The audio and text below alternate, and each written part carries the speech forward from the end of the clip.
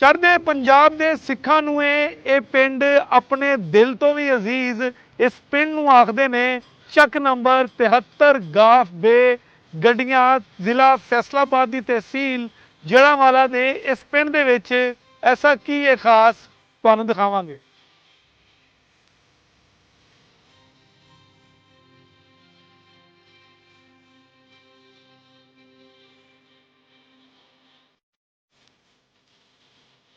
ਕਬੱਡੀ ਦੇ ਮੈਦਾਨਾਂ ਨੂੰ ਇਸ ਪਿੰਡ ਨੇ ਬਖਸ਼ੇ ਨੇ ਸਰਕਢਵੇਂ ਨਾਂ। ਸਾਂਝੇ ਪੰਜਾਬ ਦੇ ਕਬੱਡੀ ਦੇ ਹੀਰੋ ਇਮਤਿਆਜ਼ ਆਲਮ, ਖਾਲਦ ਮਹਿਰ, ਮੁਜ਼ੰਬਲ ਬੂਟਾ, ਬਾਬਾ ਮੁਰਤਜ਼ਾ ਵਾਲਾ ਨੇ ਇਸ ਪਿੰਡ ਦੀ ਸ਼ਾਨ। ਇਸ ਪਿੰਡ ਦੇ ਨਾਲ ਵੀ ਇਹਨਾਂ ਦਾ ਕੀ ਹੈ ਤਾਲੁਕ, ਤੁਹਾਨੂੰ ਦੱਸਾਂਗੇ।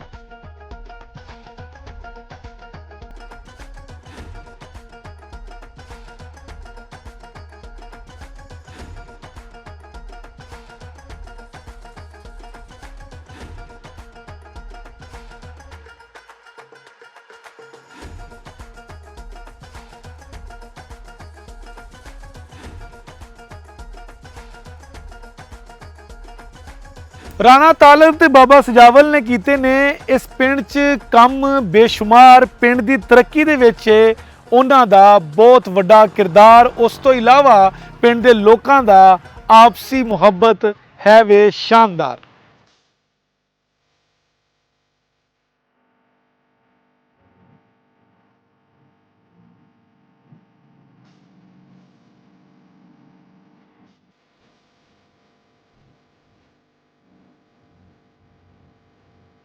ਸੰਤਾਲੀ ਤੋਂ ਪਹਿਲੇ ਇਸ ਪਿੰਡ ਦੇ ਵਿੱਚ ਸੀ ਗੁਰਦਾਸਪੁਰ ਦੇ ਸਿੱਖ ਆਬਾਦ। ਇਸ ਪਿੰਡ ਦੇ ਵਿੱਚ ਸੀ ਗੁਰਦੁਆਰਾ ਵੀ ਮੌਜੂਦ। ਉਸ ਤੋਂ ਬਾਅਦ 47 ਦੇ ਵਿੱਚ ਕੀ ਹੋਇਆ ਤੇ ਇਸ ਪਿੰਡ ਨੂੰ ਆ ਕੇ ਫਿਰ ਕਿੰਨੇ ਵਸਾਇਆ, ਹੁਣ ਇਸ ਪਿੰਡ ਦੇ ਵਿੱਚ ਕਿੰਨੀਆਂ ਨੇ ਬਰਾਦਰੀਆਂ।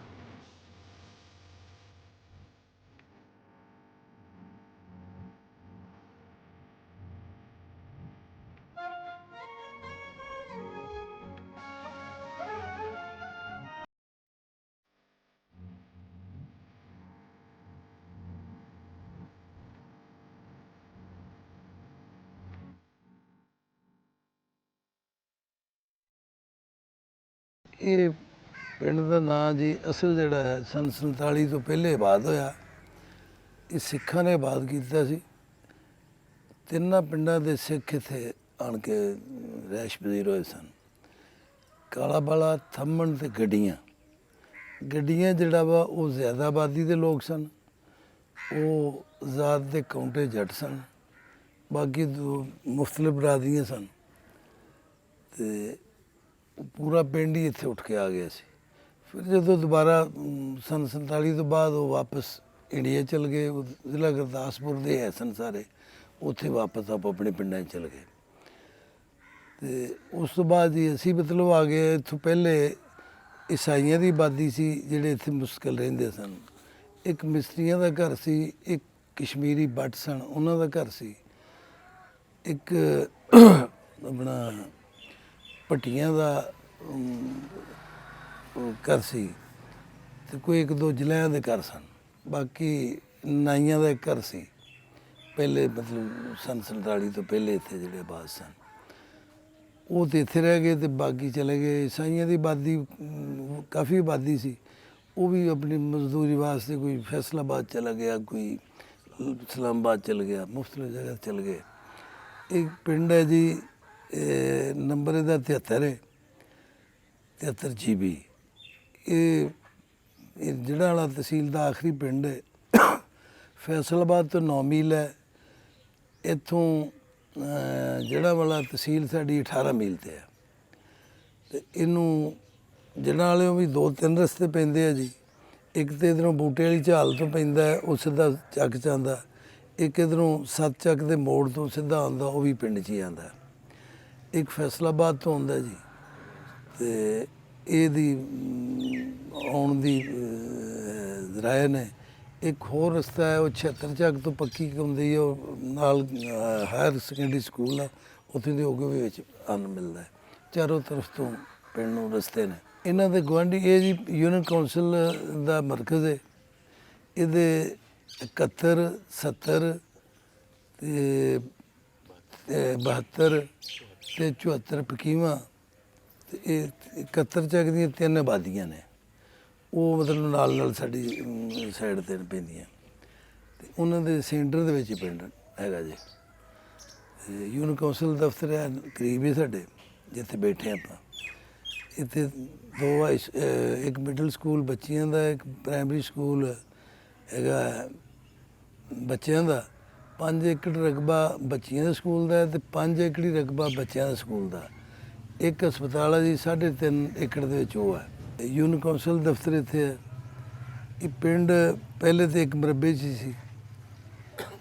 ਇਹਦੇ ਇੱਕ ਤਲਾਬ ਇਹਦੇ ਲਹਿੰਦੇ ਪਾਸੇ ਸੀ, ਇੱਕ ਚੜ੍ਹਦੇ ਪਾਸੇ।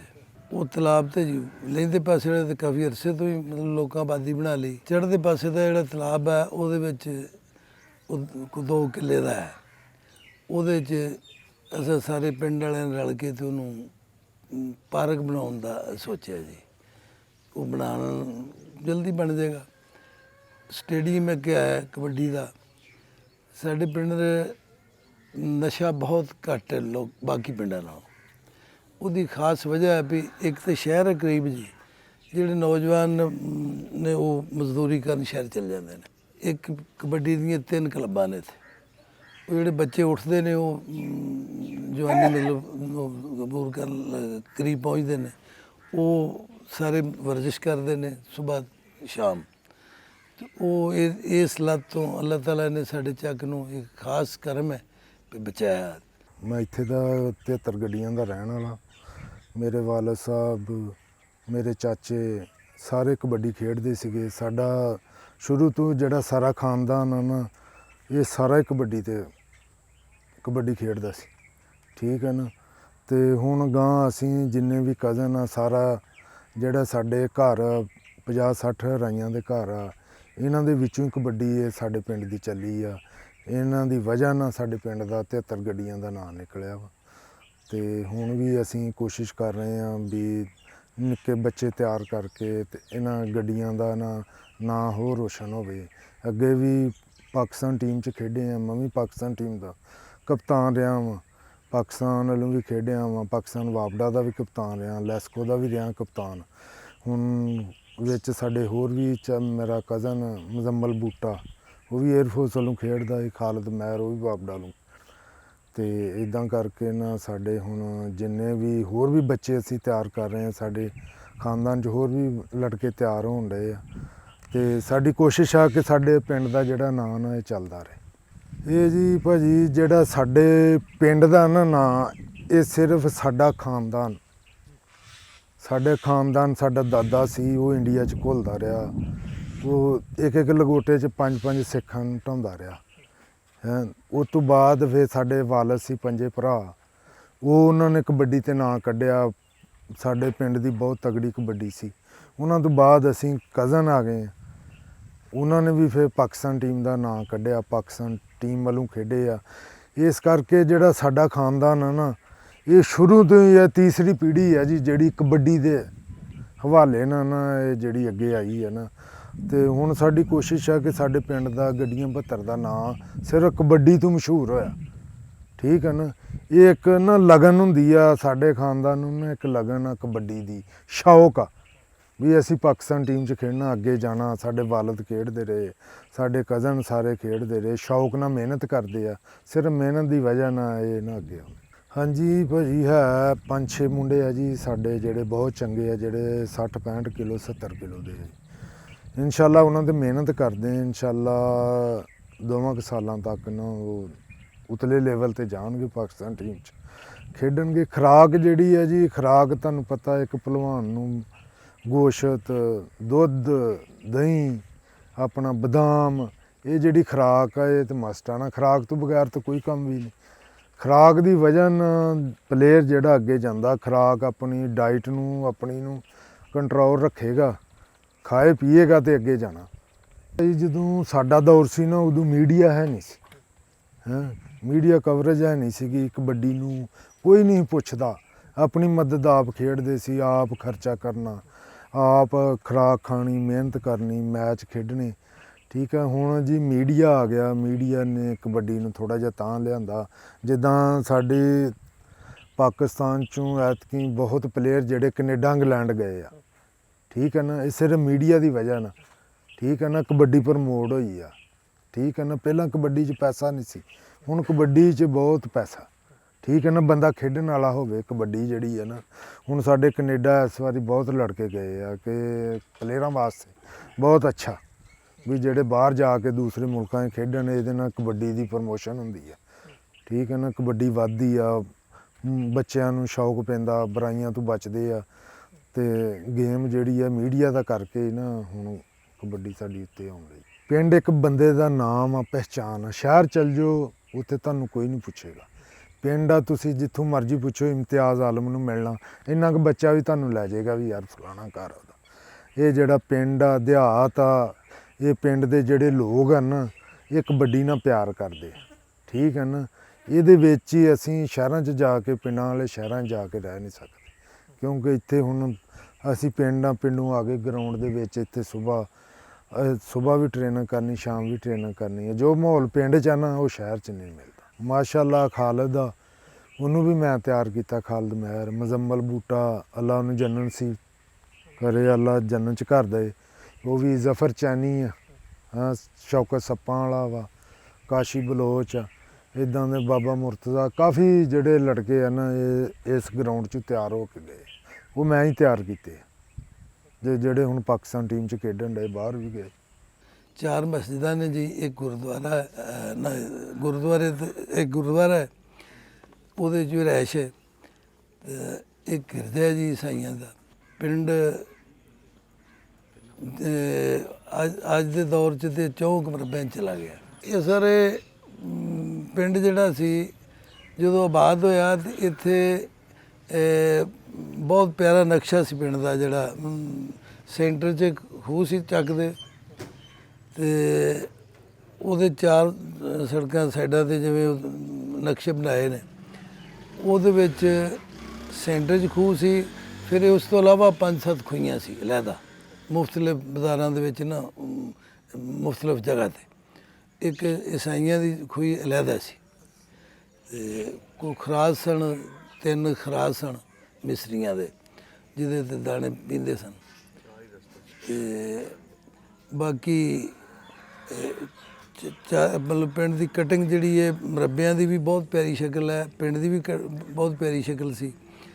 ਉਹ ਫਿਰ ਜਿਵੇਂ ਆਬਾਦੀ ਵੱਧਦੀ ਗਈ, ਉਵੇਂ ਹੀ ਮਤਲਬ ਇਹ ਨਾ ਸ਼ਕਲ ਕੁਛ ਵਿਗੜਦੀ ਗਈ, ਸਵਰਨ ਦੀ ਬਜਾਏ ਵਿਗੜਦੀ ਗਈ। ਪਰ ਜਿਵੇਂ ਜਿਵੇਂ ਕਿਸੇ ਦਾ ਸੂਤਰ ਆਇਆ, ਕੁਬਜ਼ਾਰ ਵੀ ਤੰਗ ਹੋ ਗਏ।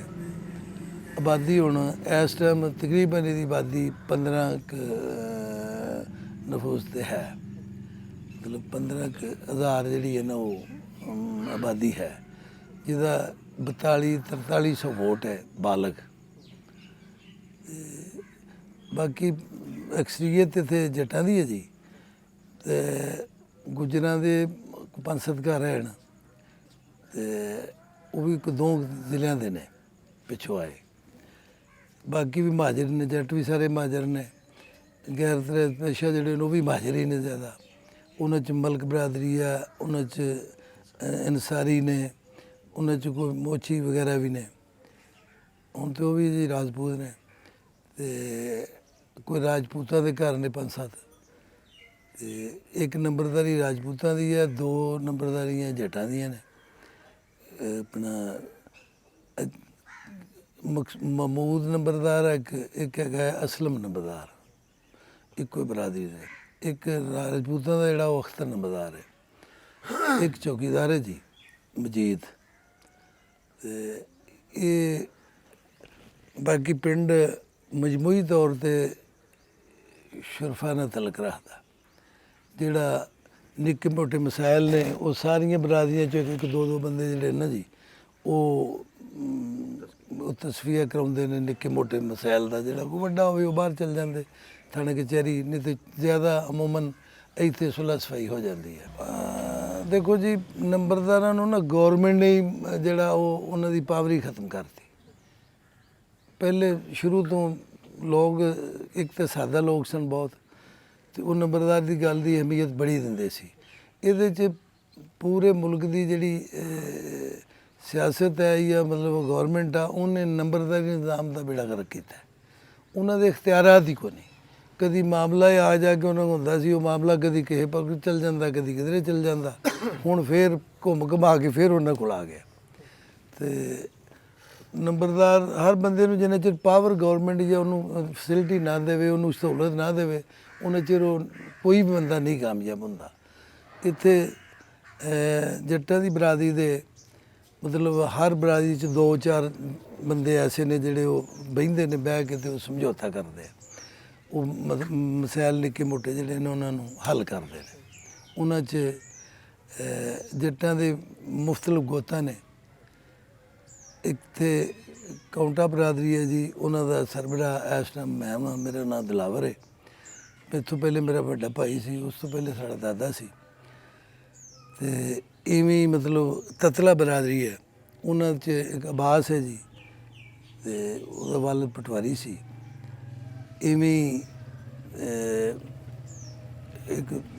ਇੱਕ ਬਰਾਦਰੀ ਧਬੋਲੀ ਦੀ, ਉਹਨੂੰ ਕਹਿੰਦੇ ਨੇ, ਉਹਨਾਂ ਦੀ ਜ਼ਾਤ ਤੇ ਢੀਂਗ ਜੱਟ ਹੈ। ਤੇ ਇੱਥੇ ਜ਼ਿਆਦਾ ਪਿੰਡਾਂ ਤੋਂ ਪਿਛਲਿਆਂ ਤੋਂ ਮਸ਼ਹੂਰ ਨੇ ਲੋਕ। ਬਰਾਦਰੀ ਜਿਹੜਾ ਕਾਸਟ ਉਹਨਾਂ ਦੀ ਹੈਗੀ ਆ, ਉਹ ਘੱਟ ਲੋਕਾਂ ਨੂੰ ਪਤਾ ਹੈ। ਇਵੇਂ ਵਿਰਕ ਬਰਾਦਰੀ ਹੈ, ਉਹਨਾਂ ਦਾ ਸਰਬਰਾਹ ਇੱਕ ਤਾਰਕ ਹੈ ਵਿਰਕ, ਤਾਂ ਇੱਕ ਚੌਰੀ ਰਿਆਜ਼ ਹੈ, ਉਹ ਚੇਅਰਮੈਨ ਸਾਬਕਾ ਹੈ। ਉਹ 3 ਦਫਾ ਚੇਅਰਮੈਨ ਹੋਏ ਨੇ ਇਸ ਪਿੰਡ ਦੇ। ਸਜਾਵਲ ਚੇਅਰਮੈਨ ਹੋਇਆ, ਖੁਰਸ਼ੀਦ ਚੇਅਰਮੈਨ ਹੋਇਆ। ਤੇ ਖੁਰਸ਼ੀਦ ਬਿਲੋਂਗ ਕਰਦਾ ਸੀ ਸਰੋਇਆ ਬਰਾਦਰੀ ਨਾਲ। ਇਹ ਵਿਰਕ ਜਿਹੜਾ ਰਿਆਜ਼ ਕਰਦਾ ਵਿਰਕ ਬਰਾਦਰੀ ਨਾਲ।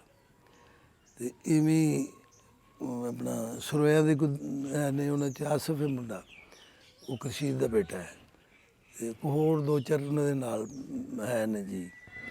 ਤੇ ਇਵੇਂ ਵਾਲਾ ਬਰਾਦਰੀ ਹੈ, ਤੇ ਵਾਲੇ ਜੱਟ ਨੇ। ਉਹ ਪਿੱਛੋਂ ਪਿੰਡ ਵੀ ਉਹਨਾਂ ਦਾ ਵਾਲੇ, ਤੇ ਉਹਨਾਂ ਦੀ ਗੋਤ ਵੀ ਵਾਲੇ ਹੀ ਹੈ। ਹਾਂ, ਨੌਮੀ ਵਾਲਾ ਹੈ, ਉਹਦਾ ਵਾਲਦ ਹਾਜੀ ਸਨਾਉਲਾ ਜੀ। ਤੇ ਇਵੇਂ ਮੁਖਤਲਿਫ ਨੇ, ਮਹਿਰ ਨੇ, ਉਹਨਾਂ ਨੂੰ ਵੱਡੇ ਮਹਿਰ ਕਰਕੇ ਕਹਿੰਦੇ ਨੇ। ਉਹਨਾਂ 'ਚ ਹਾਜੀ ਰਮਜ਼ਾਨ ਹੈ, ਡਾਕਟਰ ਅਨਵਰ ਹੈ, ਉਹਦਾ ਬੇਟਾ। ਅੱਛੇ ਲੋਕ ਨੇ, ਸ਼ਰੀਫ ਆਦਮੀ ਨੇ। ਗੁਜਰਾਂ 'ਚ ਸ਼ਬੀਰ ਹੈ ਜੀ, ਤੇ ਜਮੀਲ ਦਾ ਬੇਟਾ ਹੈ। ਇੱਕ ਅਫਜ਼ਲ ਹੈ ਗੁਜਰ, ਨਦੀਨ ਮੁਹੰਮਦ ਦਾ ਬੇਟਾ ਜੀ। ਉਹ ਇਸ ਤਰ੍ਹਾਂ ਮਤਲਬ ਨੂਰ ਇੱਕ ਗੁਜਰ, ਉਹਦਾ ਵਾਲਦ ਇਸਮਾਈਲ ਸੀ। ਇਸ ਤਰ੍ਹਾਂ ਮੁਖਤਲਿਫ ਬਰਾਦਰੀਆਂ ਦੇ ਲੋਕ ਨੇ, ਜਿਨ੍ਹਾਂ 'ਚ ਧਬੋਲੀ ਬਰਾਦਰੀ ਥੋੜ੍ਹੀ ਜਿਹੀ ਜ਼ਿਆਦਾ ਹੈ। ਦੂਸਰੇ ਨੰਬਰ 'ਤੇ ਵਿਰਕ ਆਉਂਦੇ ਨੇ, ਤੀਸਰੇ 'ਤੇ ਫਿਰ ਇਸ ਤਰ੍ਹਾਂ ਰਲ ਮਿਲ ਕੇ ਕੋ 2-2 4-4 ਘਰ ਸਾਰਿਆਂ ਦੇ ਨੇ। ਵਾਹੀ ਬੀਜੀ ਦਾ ਹੈ ਕਿ ਲੋਕਾਂ ਨੇ ਮਵੇਸ਼ੀ ਰੱਖੇ ਨੇ, ਤੇ ਜ਼ਿਮੀਂਦਾਰਾਂ ਦੇ ਥੋੜ੍ਹਾ ਹੀ ਸਾਰਿਆਂ ਦਾ ਤਕਸੀਮਦਾਰ ਤਕਸੀਮ ਹੋ ਗਿਆ। ਤੇ ਮੇਜਰ ਫਸਲਾਂ ਜਿਹੜੀਆਂ ਨੇ ਉਹ ਕਮਾ ਦੇ, ਤੇ ਉਹ ਇਲਾਕੇ 'ਚ ਸਭ ਤੋਂ ਅੱਛਾ ਹੁੰਦਾ ਹੈ। ਮਤਲਬ ਜਿੰਨੇ ਵੀ ਕੋਈ 20 ਮੀਲ ਤੇ ਚੱਕ ਨੇ, ਸਭ ਤੋਂ ਜ਼ਿਆਦਾ ਕਮਾਦ ਸਾਡੇ ਚੱਕ 'ਚ ਹੁੰਦਾ। 81 ਮਰਬੇ ਰਕਬਾ ਇਹਦਾ। 81 'ਚੋਂ ਕਮ ਅਜ਼ ਕਮ 75 ਮਰਬੇ ਕਮਾਦ ਹੈ। ਤੇ ਉਹ ਫਸਲ ਮੇਜਰ ਫਸਲ ਹੈ। ਉਸ ਤੋਂ ਬਾਅਦ ਗੰਦਮ ਹੈ, ਤੇ ਬਾਕੀ ਚਾਵਲ ਕੋਈ ਮਾਮੂਲੀ ਹੁੰਦੇ ਆ ਜੀ। ਉਹ ਮਤਲਬ ਪਾਣੀ ਦਾ ਥੱਲੇ ਸਹੀ ਨਹੀਂ ਹੈ, ਕੌੜਾ ਪਾਣੀ ਹੈ। ਪਿੰਡ 'ਚ ਟੈਂਕੀ ਕੋਈ ਨਹੀਂ। ਪਾਣੀ ਦਾ ਨਿਜ਼ਾਮ ਜਿਹੜਾ ਲੋਕਾਂ ਦੇ ਆਪਣੀ ਮਦਦ ਆਪ ਹੀ ਤਹਿਤ ਨਹਿਰ ਤੋਂ ਲਿਆਉਂਦੇ ਨੇ, ਉੱਥੋਂ ਨਲਕੇ ਲਾਏ ਨੇ, ਉੱਥੋਂ ਲੈ ਕੇ ਆਉਂਦੇ ਨੇ। ਇਹ ਜੀ ਸਿੱਖ ਜਾਂ ਕੋਈ ਹਿੰਦੂਆਂ ਦਾ ਕੋਈ ਘਰ ਸੀ, ਉਹਨਾਂ ਦੀਆਂ ਮੜੀਆਂ ਸਨ, ਜਿੱਥੇ ਸਾਡੀਆਂ ਕਬਰਾਂ ਨੇ ਉਹਦੇ ਨਾਲ ਹੀ ਸਾਈਡ 'ਤੇ ਉਹ ਸਨ। ਨਹਿਰ ਨਜ਼ਦੀਕ ਆਉਂਦੀ ਹੈ, ਉੱਥੇ ਮਤਲਬ ਸਾੜਦੇ ਉਹ ਸਨ। ਅੱਜ ਕੱਲ੍ਹ ਅਸੀਂ ਉੱਥੇ ਦਫਨਾਉਂਦੇ ਹਾਂ ਦੂਜੇ ਨਾਲ ਸਾਈਡ 'ਤੇ। ਤੇ ਉਹ ਪਹਿਲੇ ਵੀ ਮਤਲਬ ਜਿਹੜੇ ਮਜ਼ਾਹਬ ਸੀ ਸਾਡੇ ਚੱਕ ਦੇ ਵਿੱਚ, ਮਜ਼ਹਬੀ ਕੋਈ ਮਸਲਾ ਨਹੀਂ ਹੈ। ਹੁਣ ਵੀ 2 ਫਿਰਕੇ ਨੇ, ਸੁੰਨੀ ਬੜਾ ਫਿਰਕਾ, ਅਹਿਲੇ ਹਦੀਸਾਂ ਦਾ ਛੋਟਾ ਫਿਰਕਾ। ਕੋਈ ਸਾਡੇ ਮਤਲਬ ਨਹੀਂ ਹੈ ਝਗੜਾ, ਮਜ਼ਹਬੀ ਝਗੜਾ ਅੱਜ ਤੱਕ ਨਹੀਂ ਹੋਇਆ। ਜਿੰਨੇ ਵੀ ਮਤਲਬ 77-78 ਸਾਲ ਹੋ ਚੱਲੇ ਨੇ, ਅੱਜ ਤੱਕ ਕੋਈ ਮਜ਼ਹਬੀ ਮਸਲਾ ਨਹੀਂ ਸਾਡੇ। ਬਹੁਤ ਇਤਫਾਕ ਨਾਲ ਜਾਂਦੇ ਹਾਂ ਅਸੀਂ, ਉਹਨਾਂ ਦੇ ਜਾਂਦੇ ਹਾਂ, ਫਿਰ ਕਹਿਣੋ ਸਾਡੇ ਆਉਂਦੇ ਆ। ਖਰਲ ਬਰਾਦਰੀ ਜੀ ਇੱਕ ਰਹਿ ਗਈ ਸੀ, ਉਹਨਾਂ ਦੇ ਵਿੱਚ ਮਾਸਟਰ ਯਾਸਰ ਹੈ ਤੇ ਆਸਫ ਹੈ। ਤੇ ਉਹ ਉਹਨਾਂ ਦੇ ਜੀ ਵਾਹ ਨੇ, ਰਕਬਾ ਵੀ ਉਹਨਾਂ ਦਾ ਕੋਈ 20 ਮਰਬੇ ਦੇ ਲਗਭਗ ਹੈ। ਵੀ ਜ਼ਿਆਦਾ ਜ਼ਰੀਆ ਮਾਸ਼ ਜਿਹੜਾ ਨਾ, ਸਾਡੇ ਅਕਸਰ ਬੱਚੇ ਜਿਹੜੇ ਨੇ ਉਹ ਮਵੇਸ਼ੀਆਂ ਨੂੰ ਪੱਠੇ ਚਾਰਾ ਢਾਲ ਕੇ ਨਾ, ਤੇ ਉਹ ਚਲ ਜਾਂਦੇ ਨੇ ਸ਼ਹਿਰ ਮਾਰਕੀਟ। ਉੱਥੇ ਕੋਈ 1000-1500 ਦਿਹਾੜੀ ਲਾ ਕੇ ਆ ਜਾਂਦੇ ਨੇ। ਔਰ ਉਹੀ ਇੱਕ ਵਜ੍ਹਾ ਹੈ ਕਿ ਸਾਡੇ ਪਿੰਡ 'ਚ ਨਸ਼ਾ ਬਹੁਤ ਘੱਟ ਹੈ। ਲੋਕ ਆਪਣੀ ਮਿਹਨਤ ਕਰਦੇ ਨੇ, ਮਿਹਨਤ ਤੋਂ ਨਹੀਂ ਫੁਰਸਤ ਲੱਗਦੀ। ਕੋਈ 2-4 ਦਾਣੇ ਤੇ ਫਿਰ ਹਰ ਜਗ੍ਹਾ ਹੀ ਹੁੰਦੇ ਨੇ, ਤੇ ਉਹ ਹੁੰਦੇ ਹੀ ਰਹਿਣੇ ਨੇ। ਨਾ ਉਹ ਸੱਥ ਹਟਣੇ, ਨਾ ਉਹ ਮਤਲਬ ਅੱਲਾ ਮੀਂਹ ਹਟਾਏ ਉਹਨਾਂ ਨੂੰ ਹਟਾਵੇ। ਬਾਕੀ ਲੋਕ ਮਜਮੂਈ ਤੌਰ 'ਤੇ ਸੁਲ੍ਹਾ ਪਸੰਦ ਲੋਕ ਨੇ। ਨਿੱਕੇ ਮੋਟੇ ਮਸਾਇਲ ਹੋ ਜਾਂਦੇ ਨੇ, ਲੇਕਿਨ ਇਹ ਹੈ ਵੀ ਜ਼ਿਆਦਾ ਸੁਲ੍ਹਾ ਹੋ ਜਾਂਦੀ ਹੈ। ਮਤਲਬ ਬਰਾਦਰੀਆਂ ਰਿਸ਼ਤੇਦਾਰੀਆਂ ਨੇ ਫਿਰ ਸਾਰਿਆਂ ਦੀਆਂ,